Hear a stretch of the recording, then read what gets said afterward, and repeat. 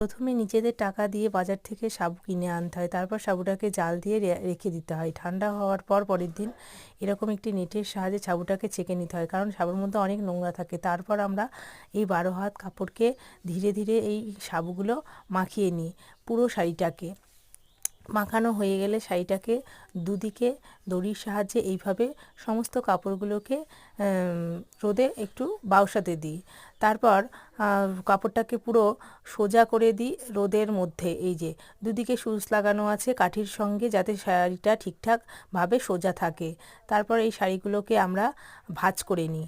প্রথমে এইভাবে বড় করে ভাঁজ করতে করতে শাড়িটাকে ছোট ভাঁজে ভাঁজ করি। ঠিক এইভাবে দেখো,